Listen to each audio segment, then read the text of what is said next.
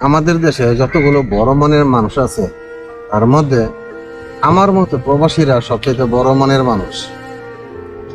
কারণ এবং আমি যদি বলি যে সবচেয়ে ধৈর্য বেশি কাদের, সহজ এবং খুব সিম্পল, প্রবাসীদের ধৈর্য অনেক বেশি। এর মধ্যে একটা ছোট্ট একটা উদাহরণ দিই। করোনাকালীন সময়ে যে আমাদের দেশে প্রবাসীদেরকে দোকানে ঢুকতে দেওয়া হয় নাই, শপিং মলে ঢুকতে দেওয়া হয় নাই, এমনকি নোটিশ বোর্ড লাগায় রাখছে দোকানের সামনে, এই দোকানে প্রবাসীদের ঢোকা নিষেধ। তাই বলে প্রবাসীরা কি আত্মহত্যা করছে? প্রবাসীরা না খেয়ে মরে গেছে? না, কারণ প্রবাসীদের মন খুবই বড়, তাদের ধৈর্য অনেক বেশি।